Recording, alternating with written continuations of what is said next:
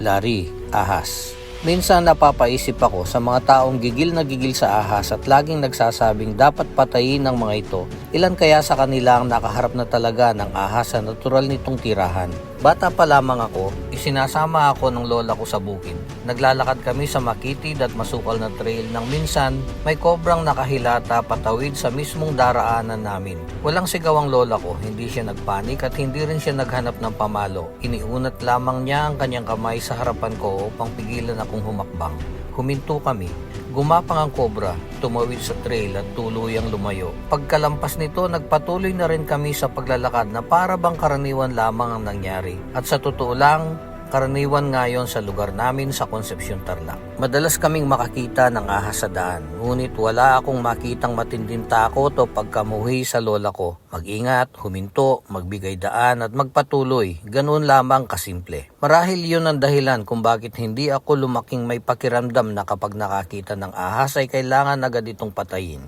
Makalipas ang ilang taon bago ako tuluyang napunta sa panghuhuli at pagbebenta ng ahas, naging sales underwriter muna ako ng isang insurance company. Nadestino ako sa Marinduque. Pinupuntahan namin ang mga pampublikong paaralan upang mag-alok ng insurance sa mga guro sa pamamagitan ng salary deduction. May mga paaralang nasa malalayong barangay na hindi madaling marating. Kailangan naming maglakad sa mahaba at masukal na trail. Isang araw may kasama akong lalaking guro. Magkatabi kaming naglalakad at patuloy siyang nagkukwento habang tinatahak namin ang makitid na daan. Bigla niyang iniunat ang kamay niya sa harapan ko upang pigilan ako. Kalmado siyang nagsabi, "Larry, ahas." May ahas palang gumagapang patawid sa mismong daraanan namin. Huminto kami at hinayaan itong tumawid. Hindi kami nilapitan at hindi rin kami pinansin. Dumiretso lamang ito sa pinupuntahang kakahuyan. Nang makalampas ang ahas, humakbang na rin kami at nagpatuloy sa paglalakad. Ipinagpatuloy din ng guro ang kanyang sinasabi bago kami na-interrupt. Walang sigawan, walang pagmumura at walang pagtatangkang habulin o patayin ng ahas. Dalawang magkaibang lugar, dalawang magkaibang panahon, dalawang taong sanay mamuhay sa lugar na may mga ahas, ang lola ko at ang guro. Pareho ang kanilang naging reaksyon. Pinahinto nila ako, hinayaang makadaan ang ahas at pagkatapos ay nagpatuloy kami sa aming lakad.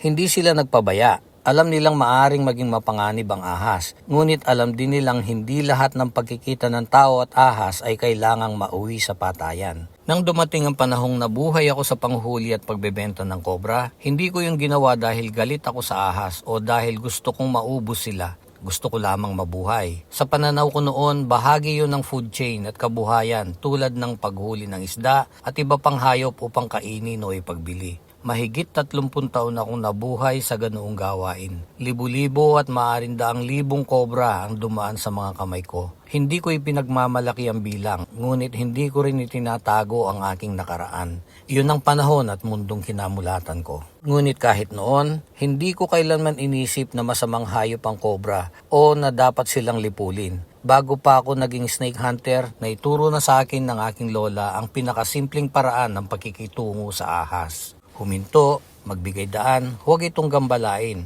Pagkalampas nito, ipagpatuloy ang buhay. Hindi ko sinasabing huwag katakutan ng kobra. Mapanganib ang kamandag nito at kailangan natin itong igalang.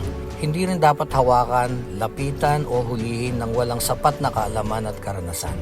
Magkaiba ang pag-iingat at pagkamuhi. Magkaiba ang pagprotekta sa sarili at ang pagnanais na lipulin ng isang uri ng hayop. Kaya kapag nakakabasa ako ng mga taong gigil na gigil at nagsasabing dapat patayin ang lahat ng ahas, naaalala ko ang lola ko at ang gurong nakasama ko sa Marinduque. Silang totoong namuhay sa lugar na may mga ahas ang hindi nagpanik nang may ahas sa harapan namin. Larry, ahas. Huminto kami, pinadaan namin siya. Pagkatapos, nagpatuloy kaming lahat sa kanya-kanya naming pupuntahan. Marahil ganun lamang talaga kasimple ang ibig sabihin ng coexistence. Kung umabot ka hanggang dito, maraming salamat sa pakikinig sa kwento ng lola ko.